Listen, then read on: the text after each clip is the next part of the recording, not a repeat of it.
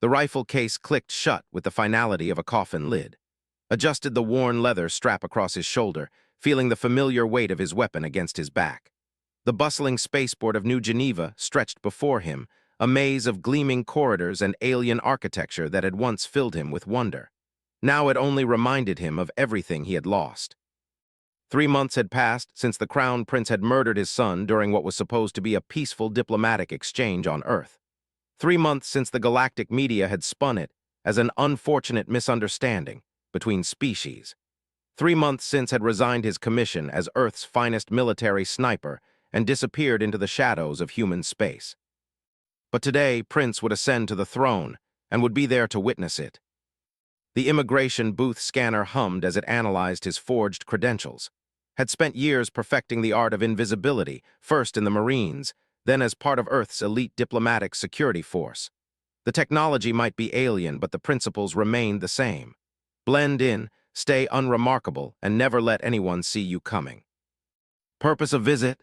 The immigration officer asked in heavily accented galactic standard.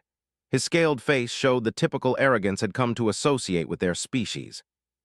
Tourism, replied, maintaining the vacant expression of a middle-aged human on vacation. Always wanted to see a royal coronation. The officer's vertical pupils dilated with what recognized as amusement. To the humans were barely more than clever primates who had stumbled into space travel. The idea that one might pose any threat to their advanced civilization was laughable. Enjoy your stay, the officer said, waving him through with barely concealed contempt. Nodded and shuffled forward with the other tourists, his shoulders slightly hunched, his gait unremarkable. Inside, every security measure, every camera placement, every potential sight line. They had grown complacent during their 3,000 years of galactic dominance.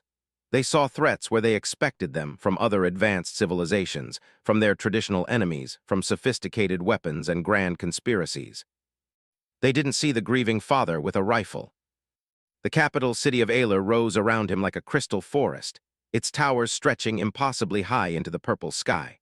Hovercars flowed through designated aerial lanes, while pedestrians moved along transparent walkways that offered stunning views of the city below. Everything was designed to inspire awe, to remind visitors of superiority. Found lodging in a modest hotel frequented by off-world tourists. His room was on the 37th floor, with a clear view of the ceremonial plaza where tomorrow's coronation would take place. He unpacked methodically, laying out his equipment with the precision of long practice. The rifle itself was a work of art, a custom-built weapon that combined human engineering with carefully acquired alien technology. The barrel was crafted from composite materials that were virtually undetectable to standard sensors. The scope incorporated targeting systems that could calculate trajectories across impossible distances. The ammunition was his own design, each round lovingly crafted in his garage workshop during the long, sleepless nights after David's funeral. His son had been 23 years old, fresh out of the Diplomatic Corps Academy, assigned to his first off-world posting as a cultural liaison on Earth. David had believed in the possibility of true understanding between species, in the bright future that cooperation might bring. He had volunteered to serve as translator when Prince had visited Earth for trade negotiations. Remembered the call from David's commanding officer. How his son had tried to intervene when the prince had begun beating a human servant. How David had stepped between them, speaking calmly, diplomatically, trying to de-escalate the situation. How the prince had drawn his ceremonial blade and driven it through David's chest without hesitation, claiming later that he had felt threatened by the young human's aggressive posture. The Galactic Council had accepted the prince's explanation. Diplomatic immunity protected him from prosecution under human law. The incident had been classified as a regrettable cultural misunderstanding, and quickly forgotten by everyone except the man who had raised David from infancy, who had taught him to believe in honor and justice and the fundamental worth of every sentient being. Cleaned his rifle with practiced movements, each component receiving meticulous attention. Tomorrow, Prince would stand before his people and accept the crown of the empire. The ceremony would be broadcast across the galaxy, a grand display of pageantry and power designed to reinforce dominance. The prince would be protected by energy shields, surrounded by elite guards, watched over by the most sophisticated security apparatus in known space. He would be untouchable, invulnerable, beyond the reach of any conceivable threat. But had spent 30 years perfecting the art of the impossible shot. He had taken targets at ranges that belief, under conditions that would have broken lesser marksmen. He had studied technology, learned their weaknesses, identified the one moment when even a crown prince might be vulnerable. The Coronation platform would be positioned exactly 2,847 meters from his window. At that range, he would need to account for atmospheric conditions, the planet's gravity differential, the movement of the platform, and a dozen other variables. The shot would have to thread the gap between two security towers, pass through a momentary weakness in the energy barriers, and strike with surgical precision. It was impossible by any reasonable standard, but was no longer a reasonable man. As night fell over Ayler, he made his final preparations. The rifle was assembled and calibrated, its systems synchronized with his targeting computer. The route to his backup position was memorized, along with 3 different escape plans. Every contingency had been considered, every variable accounted for. Sat by the window, looking out at the glittering lights of the alien city. Somewhere in the royal palace, Prince was preparing for his coronation, surrounded by luxury and privilege, confident in his invulnerability. The prince had probably forgotten about the human diplomat he had killed, dismissing David's death as casually as he might swat an insect. But he remembered David's first steps, his graduation from the academy, his excitement about his posting to Earth. He remembered the funeral, the folded flag, the hollow condolences from officials who had already moved on to other concerns. Tomorrow, Prince would learn that some humans had very long memories indeed. The weapon lay across his knees like a sleeping predator, its metal cool against his skin. Closed his eyes and began the meditation techniques that had served him through countless missions. Center the mind, control the breathing, become one with the weapon and the target. In 12 hours, the ceremony would begin. In 12 hours and 17 minutes, if his calculations were Sidon broke over Ayler with the color of fresh blood, the binary suns casting their crimson light across the crystal spires of the capital. Had not slept. Instead, he had spent the night running final calculations, adjusting his equipment, and monitoring the security frequencies that buzzed through the alien city like electronic wasps. The security apparatus was impressive by galactic standards. Their scanning technology could detect weapons at molecular levels, their predictive algorithms could identify potential threats before they fully formed, and their response teams were equipped with technology that made human military hardware look primitive. But they had one critical flaw: they thought like. Understood this because he had made it his business to understand his enemy. During the 3 months since David's death, he had studied everything available about psychology, culture, and tactics. They were a warrior species that had conquered half the known galaxy through superior technology and ruthless efficiency. But their very success had made them predictable. They expected threats to be technological. They planned for sophisticated weapons, coordinated attacks, complex conspiracies involving multiple species and vast resources. They did not plan for a single human with a rifle and an unshakable determination to see justice done. The Coronation Plaza was already filling with spectators, watched through his scope as thousands of beings from across the galaxy gathered to witness the ascension of their new emperor.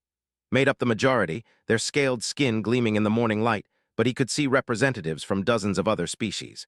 Tall, graceful with their silver hair flowing like water, stocky in their ceremonial armor. Even a few other humans, diplomats and traders who had come to pay their respects to the new ruler. None of them knew they were about to witness history. Adjusted his position slightly, feeling the familiar ache in his joints that came from maintaining absolute stillness. His body was no longer young, but it was still capable of the discipline that had made him legendary among Earth's military forces. He had learned patience in the jungles of hostile worlds, had mastered the art of becoming invisible in plain sight. The security sweeps had begun at first light. Watched teams of guards moving through the plaza with their scanning equipment, searching for threats. Their technology was sophisticated enough to detect a concealed weapon at considerable range, but it had limitations. The composite materials in his rifle barrel were nearly transparent to their sensors, while the scope and firing mechanism were disguised as standard tourist photography equipment. More importantly, they were scanning for threats within the plaza itself and the surrounding buildings at ground level. It had apparently never occurred to them that someone might attempt a shot from the extreme range that had chosen. In their experience, No known weapon could achieve the accuracy necessary for such an attack.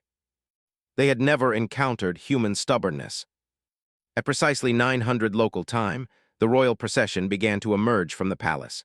Felt his heart rate slow as he entered the zone of absolute focus that had carried him through impossible shots on a dozen different worlds. The crowds below cheered as Prince appeared, resplendent in the ceremonial armor of his ancestors. Through the scope, could see the prince's face clearly. The same arrogant expression he had worn when cutting down David. The same casual contempt for lesser beings that had made him believe he could murder a human diplomat without consequence. The prince waved to the crowds with the confidence of someone who had never faced a real challenge to his authority. That was about to change. The procession moved slowly across the plaza, following ancient protocols that dictated every step of the ceremony. Tracked the prince's movement, his finger resting lightly on the trigger, waiting for the precise moment when all variables would align. The wind patterns were favorable, the atmospheric conditions stable, the security barriers positioned exactly where his calculations had predicted. But as the prince approached the coronation platform, something unexpected happened. A group of human children, apparently part of a diplomatic school tour, broke away from their handlers and ran toward the royal procession. They were laughing, excited to see the spectacle up close, completely unaware of the danger they were rushing into. Watched in growing alarm as guards moved to intercept them, their weapons beginning to charge. One of the children stumbled and fell directly into the prince's path. She was perhaps 8 years old, with dark hair and bright eyes that reminded painfully of David at that age. The guards raised their weapons, clearly intending to eliminate what they perceived as a potential threat. Prince raised his hand, stopping his guards with a gesture. Then, to his complete surprise, he knelt down and helped the child to her feet. The prince's expression had changed, showing what might actually have been genuine kindness as he spoke quietly to the frightened girl. He brushed the dust from her clothes and sent her back to her teacher with a gentle smile. Felt his world shift beneath him. Through the scope, he watched the prince interact with the other children, signing autographs, posing for pictures, displaying a warmth and humanity that seemed completely at odds with the monster who had killed David. The crosshairs remained steady on the prince's chest, but his finger hesitated on the trigger. This was not the same being who had murdered his son in cold blood. Or perhaps it was, and was seeing the complexity that existed in every sentient being, the capacity for both cruelty and kindness that made the universe such a complicated place. The moment of doubt lasted perhaps 3 seconds. Then remembered David's voice on their last call, excited about the possibility of building bridges between species. He remembered the funeral, the flag ceremony, the hollow promises that justice would be served through proper channels. He remembered the Galactic Council's dismissal of his son's death as an unfortunate misunderstanding. Prince straightened and continued toward the platform. In 43 seconds, he would step into the precise position where could take the shot. The energy barriers would cycle through their rotation, creating a window of vulnerability that would last exactly 1.7 seconds. His breathing slowed to the rhythm he had perfected over 3 decades of impossible missions. The rifle felt like an extension of his body, every component calibrated to perfection. The prince's movement was precisely as predicted, following the ceremonial protocols with clockwork precision. 30 seconds. The crowds below were cheering, their voices rising in anticipation of the coronation. Representatives from across the galaxy watched as their future emperor approached the ancient platform where 47 previous rulers had accepted the crown of the empire. 20 seconds. His world narrowed to the view through his scope. Wind speed, 2.3 meters per second from the northeast. Atmospheric pressure, stable. Target movement, predictable. All variables locked in, all calculations confirmed. 10 seconds. Prince stepped onto the platform and turned to face his people. The energy barriers began their rotation, the defensive fields shifting according to their programmed sequence. In 1.2 seconds, there would be a gap. In 1.7 seconds, it would close forever. 5 seconds. His finger tightened on the trigger. Every instinct, every calculation, every hour of preparation pointed to this moment. Justice for David, consequences for the prince, proof that human lives mattered in a galaxy that seemed determined to treat them as expendable. The energy barrier flickered and began to fade. The universe held its breath. His finger froze on the trigger as his tactical training screamed a warning that overrode even his grief. Something was wrong with the security pattern. The energy barrier rotation was off by 0.3 seconds, just enough to suggest that someone else knew about the vulnerability window. Through his scope, he caught a glint of reflected light from a tower to his left. Another sniper, positioned at an angle that would give them a clear shot at the prince during the same window had calculated. But this shooter wasn't human. The weapon's signature was distinctly their plasma rifles designed for silent, untraceable kills. His mind raced through the implications. Someone else wanted Prince dead, someone with the resources to position an assassin and the intelligence to discover the same vulnerability had found. But why would they want to eliminate the heir? The two species had maintained an uneasy peace for centuries. The answer came to him with chilling clarity. This wasn't about justice or revenge. This was politics and was about to become the perfect scapegoat. If Prince died during his coronation with a human sniper in the city, the Empire would have all the justification they needed to declare war on Earth. They could maintain their neutrality while their greatest rival bled resources fighting humanity. It was elegant, ruthless, and exactly the kind of long-term strategic thinking that had kept the collective alive for. Shifted his aim toward the position. The alien sniper was perfectly positioned, their rifle trained on the Coronation platform, waiting for the same moment had planned to take his shot. They had no idea that a human was watching them, no reason to suspect that their carefully laid trap was about to be turned against them. The energy barrier continued its rotation, 15 seconds until the window opened. Made his choice. The sniper was good, but they relied too heavily on their technology.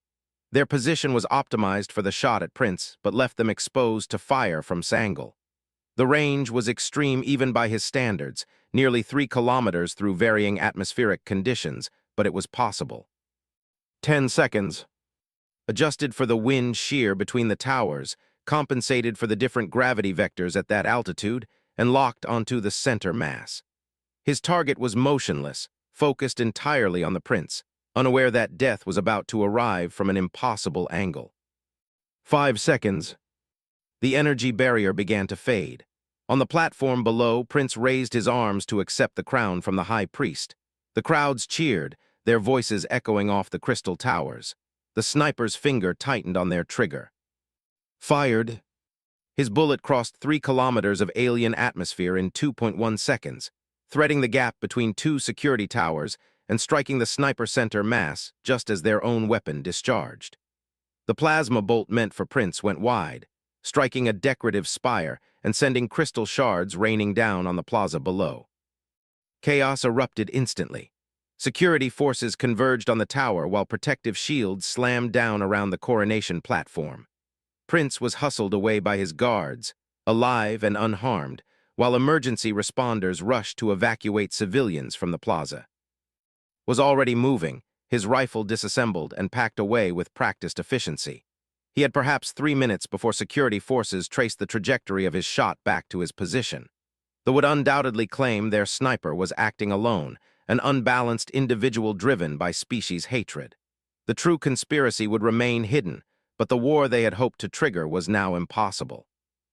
He made his way to the hotel's service elevator, moving with the calm confidence of a maintenance worker responding to an emergency.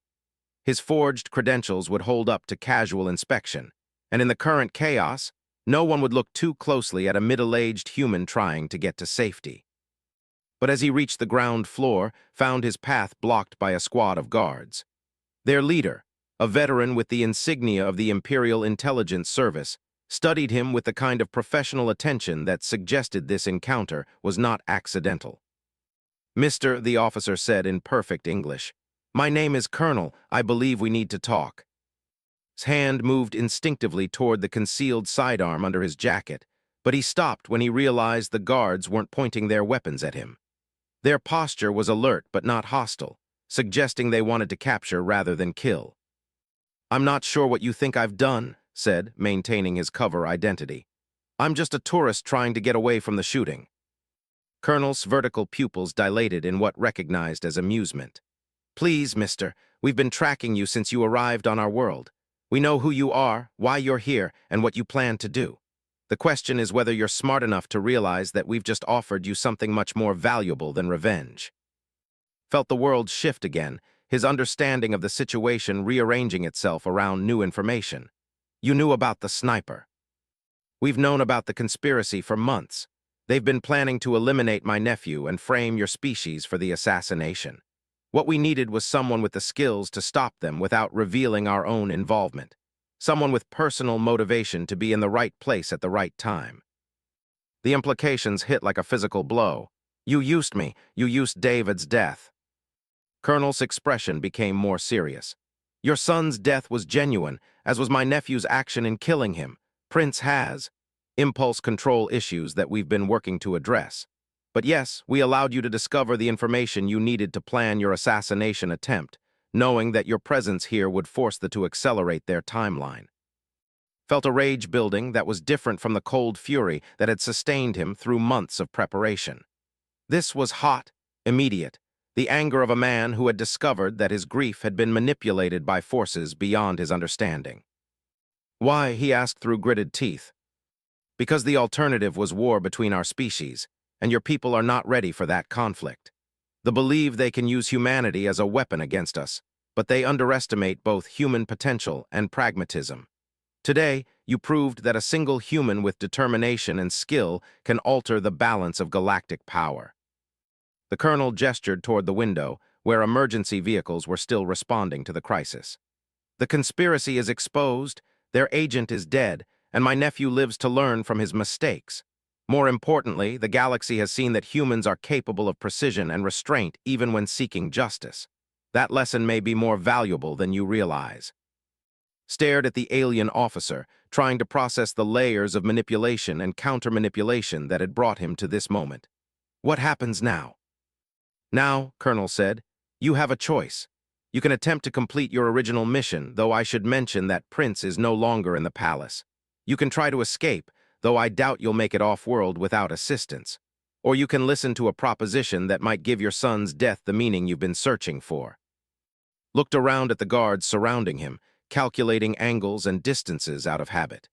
He could probably take down 3 of them before they reacted, but that would leave him trapped in an alien city with an entire empire hunting for him. More importantly, he was beginning to understand that this conversation was about more than his personal quest for vengeance. I'm listening, he said. Colonel's expression shifted to what might have been respect. Earth needs advocates in the galactic community, mister. People who understand both human potential and alien politics. My nephew will become emperor in 12 hours, and he will need advisors who can help him navigate the complexities of ruling a multi-species empire. You want me to work for the person who killed my son. I want you to work for the future your son believed in, the one where humans and aliens find a way to coexist without destroying each other. Prince is young, impulsive, and capable of both great cruelty and unexpected kindness. With the right guidance, he could become the leader this galaxy needs. Thought about David's voice, full of hope and idealism, talking about the possibilities of interspecies cooperation.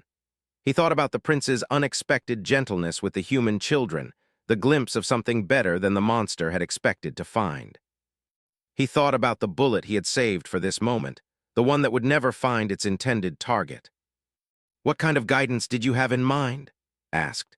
The imperial palace of Aler had stood for 3, its crystal walls bearing witness to the rise and fall of emperors, the ebb and flow of galactic politics, and the endless dance of power that shaped civilization across the stars. Walked its corridors now as something unprecedented in history, a human military advisor to the crown. 6 months had passed since the failed assassination attempt, 6 months of careful negotiation, cultural education, and what Colonel diplomatically termed attitude adjustment on both sides.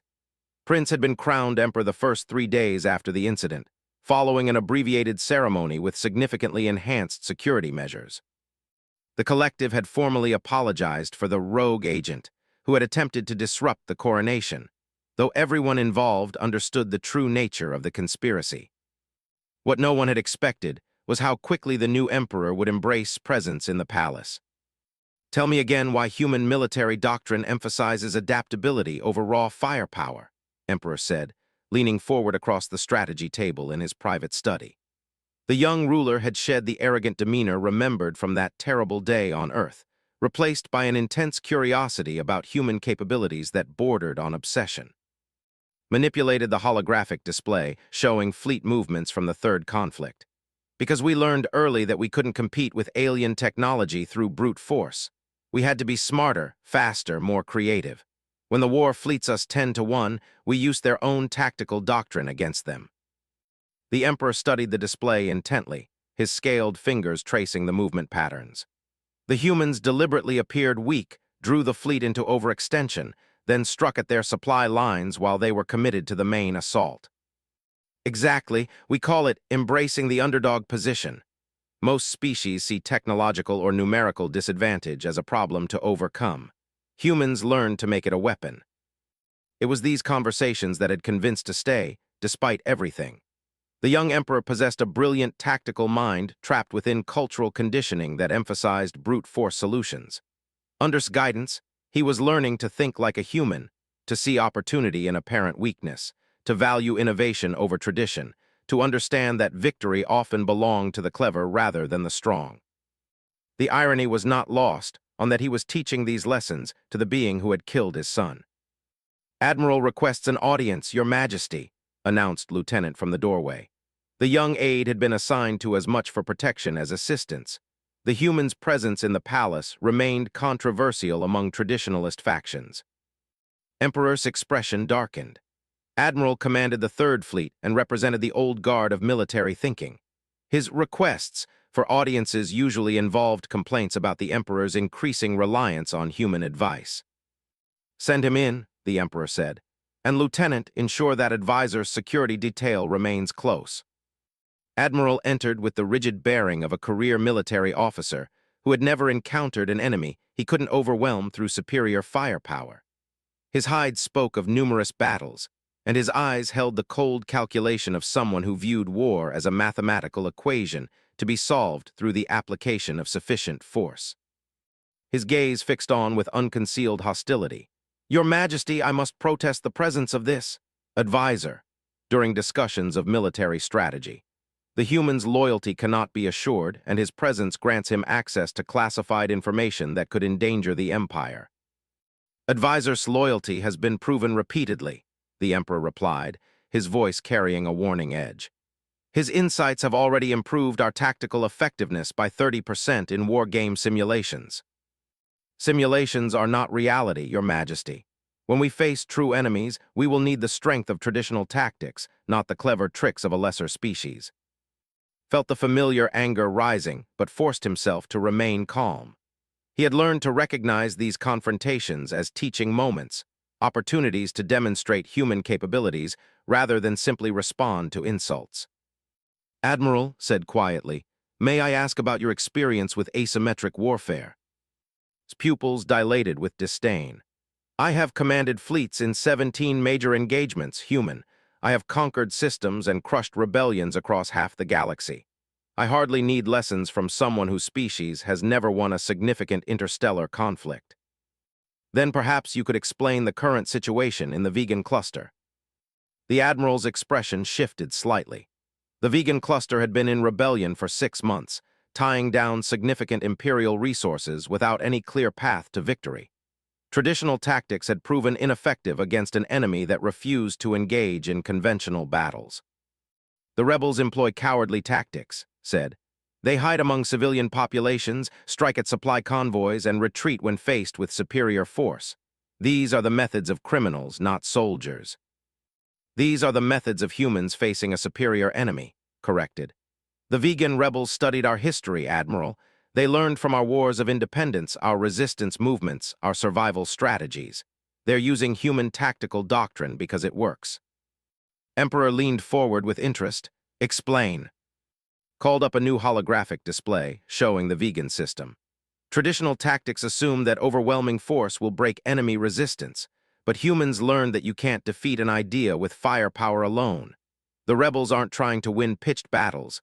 They're trying to make occupation too expensive to maintain." "Then how do we defeat them?" the Admiral demanded. "By thinking like humans instead of said. We make alliance more attractive than resistance.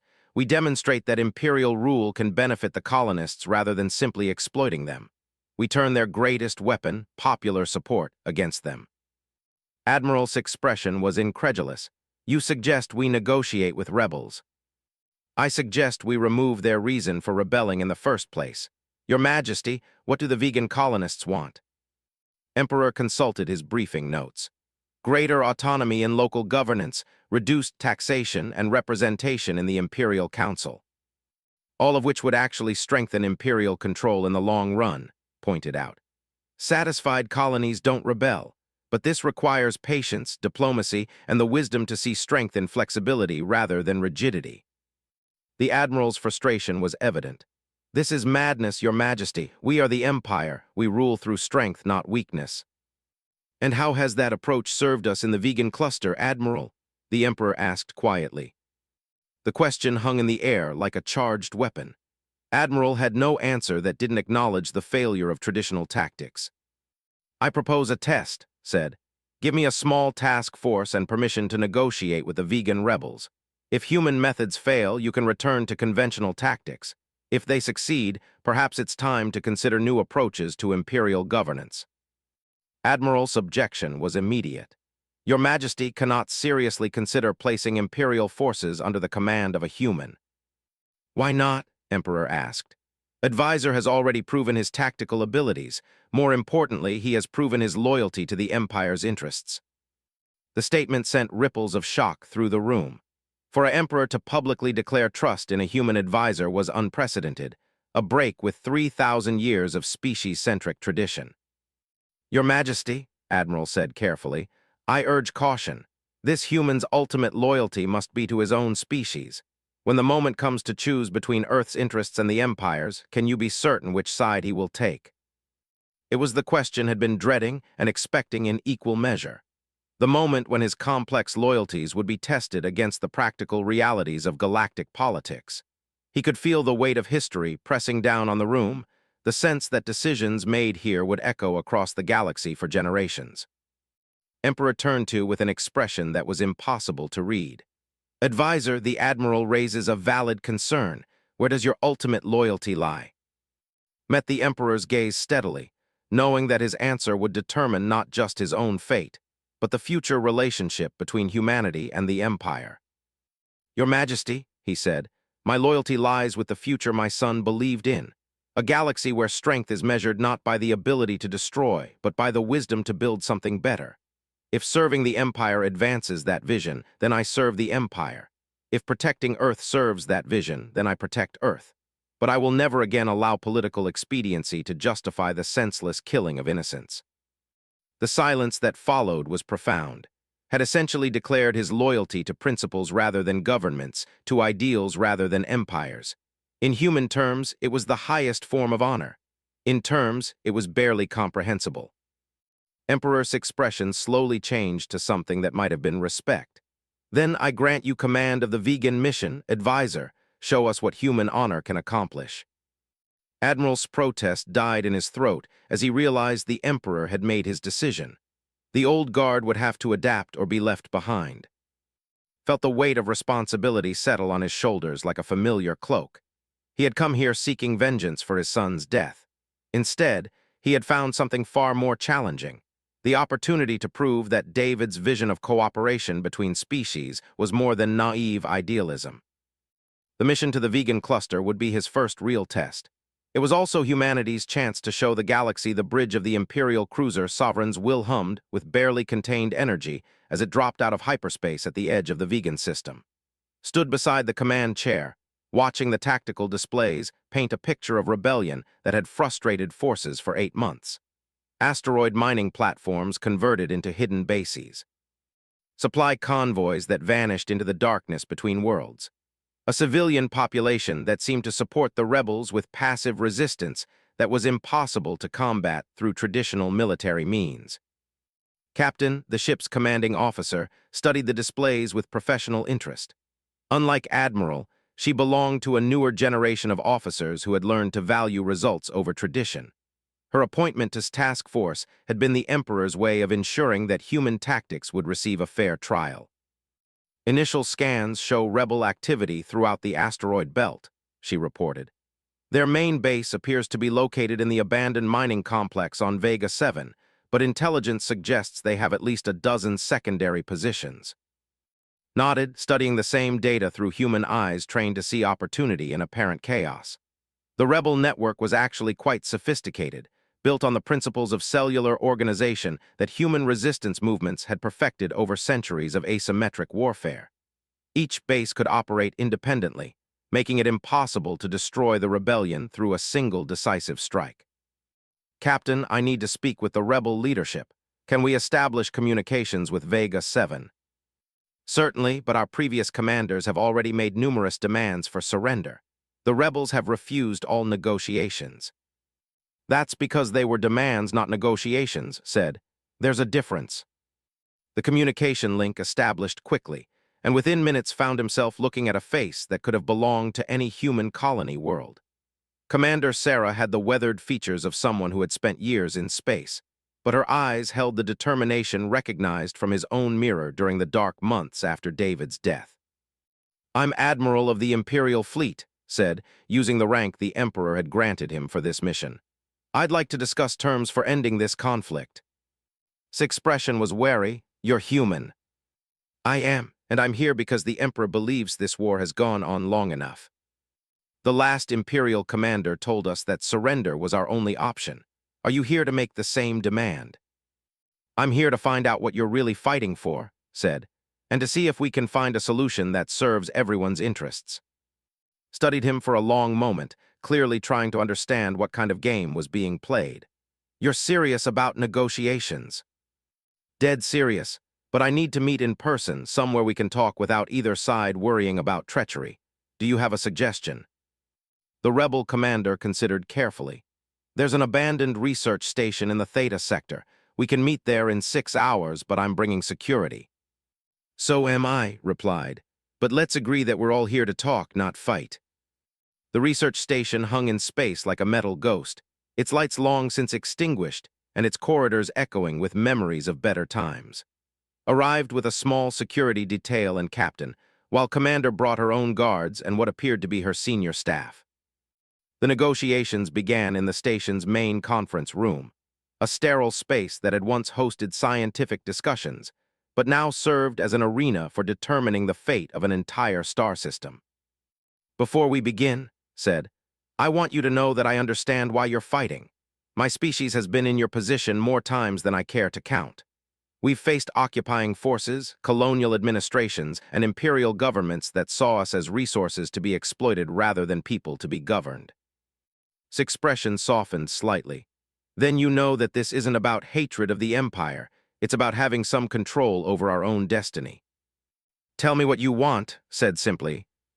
The list was surprisingly reasonable. Local autonomy in matters that didn't affect imperial security, representation in the regional government proportional to their tax contributions, an end to the forced relocation policies that had broken up families and communities, fair wages for colonial workers, the right to maintain their own cultural traditions. None of it threatened the Empire's core interests. In fact, most of the demands would actually strengthen imperial control by creating stakeholders rather than slaves. These seem like reasonable requests, said. So why has the Empire been unwilling to consider them? Because your people think compromise is weakness, replied bitterly. Because every imperial commander who's come here has believed that fear is the only tool necessary to maintain order. Captain spoke for the first time. The Admiral's presence here suggests that His Majesty is reconsidering that approach. Nodded. The Emperor has authorized me to offer the following: immediate local autonomy for civilian governance, representation in the Regional Council within 6 months, suspension of all forced relocation orders, and a review of wage scales for colonial workers. In exchange, you end armed resistance and work within the imperial legal system to address remaining grievances. The silence that followed was profound, and her staff exchanged glances that spoke of countless discussions about what they might accept if the Empire ever offered real negotiations. What guarantees do we have that these promises will be kept? Asked finally. You have my word, said. and the Emperor's formal decree, which I'm prepared to transmit to all Imperial forces in this sector. The word of a human serving the Empire that killed thousands of our people. Felt the familiar weight of his son's death, the complexity of loyalties that had brought him to this moment. The word of a father whose son believed that different species could learn to work together instead of destroying each other. The word of someone who knows that justice delayed is justice, and that real strength comes from building something better rather than simply maintaining power through force. Studied his face, looking for signs of deception or manipulation. What she found instead was the quiet sincerity of someone who had learned that revenge was less satisfying than redemption. "If we agree to this," she said slowly, "what happens to the people who've been branded as rebels? There are Imperial warrants out for most of my command staff." "Those warrants will be suspended pending a formal amnesty," replied. "The Emperor believes that former rebels can make excellent administrators, provided they channel their passion for independence into constructive governance." Captain looked surprised. This went beyond what had been authorized to offer, but she remained silent. The human admiral was clearly playing a deeper game than simple negotiation. "And if some of my people can't accept these terms?" asked. "If they want to continue fighting?" "Then they'll be fighting their own neighbors as well as the Empire," said. "Because once this agreement is signed, you'll have the authority to maintain order in your own territory. The choice becomes whether they want to be part of building a better future or obstacles to it." The negotiations continued for 6 hours, working through details that would affect millions of lives across the vegan system. Found himself drawing on everything he had learned about human nature, alien psychology, and the delicate balance between justice and pragmatism that made civilization possible. When the agreements were finally signed, witnessed, and transmitted to Imperial Command, Commander looked exhausted but hopeful for the first time in months. "Why?" she asked as they prepared to leave the station. "Why did you make this work when every other Imperial representative has failed?" Thought about David's voice, full of hope about the possibilities of interspecies cooperation. He thought about Emperor's evolution from arrogant prince to thoughtful ruler. He thought about the bullet he had saved for revenge that had instead been used to save lives. "Because someone needs to prove that humans are worth the trouble," he said finally. "Because the galaxy is big enough for all of us if we're smart enough to share it. And because my son died believing that people could choose to be better than their worst impulses." 3 months later, the vegan cluster had become a model for imperial colonial administration. Tax revenues had increased as economic stability returned. The rebellion had transformed into a legitimate political movement focused on gradual reform rather than violent resistance. Other colonial systems were requesting similar arrangements, and the imperial bureaucracy was grudgingly admitting that human methods might have applications beyond this single success. Stood in Emperor's private study, delivering his final report on the vegan mission. The young ruler had grown visibly in the year since his coronation, the arrogance of his youth tempered by the weight of genuine responsibility. "The colonial ministry has formally adopted your recommendations as standard policy for all frontier territories," the emperor said. "Admiral has retired, citing irreconcilable differences with modern strategic doctrine, and the Galactic Council has requested a full briefing on human methods of conflict resolution." "Excellent results, Your Majesty, but I suspect you have other plans for me." Emperor's expression became more serious. "The collective has filed a formal complaint about human influence in imperial affairs. They claim that Earth is using you to manipulate imperial policy for their own benefit." Felt the familiar weight of divided loyalties. Are they wrong? "I don't know," the emperor admitted. "But I know that your methods work, that your council has made me a better ruler, and that the empire is stronger because of your service. Whatever Earth's ultimate intentions, you have proven that cooperation between our species is possible." "Then what concerns you?" "The possibility that I'm becoming too dependent on human wisdom. That I'm losing the ability to think like an emperor because I'm learning to think like a human strategist." Smiled, remembering similar concerns from his own military career. "Your Majesty, the goal has never been to make you more human. It's been to make you more adaptable. The best leaders draw wisdom from every available source while maintaining their own identity and principles." Emperor nodded slowly. "Then I have one final mission for you, Admiral. I want you to return to Earth as the Empire's first human ambassador. Your job will be to build the bridges between our species that your son envisioned. Felt something inside him finally settle into place, a sense of completion that had been missing since David's death. I accept your majesty, but I have one condition. Name it. I want to take that bullet with me, the one I saved for your coronation, not as a threat, but as a reminder of how much we've all learned about the difference between justice and revenge. Emperor's expression was unreadable for a moment. Then, slowly, he smiled with what might have been genuine warmth. Granted, Ambassador, may it serve as a symbol of the future we're building together. As prepared for his return to Earth, he thought about the journey that had brought him from grief-stricken father to galactic diplomat. The path from revenge to redemption had been longer and more complex than he could have imagined, but it had led to something far more valuable than the satisfaction of a single bullet finding its target. David would have been proud that they deserved a seat at the table of galactic civilization. Only hoped he was worthy of his son's memory. Held his breath and prepared to fire, Prince would step into the crosshairs and would finally have justice for his son,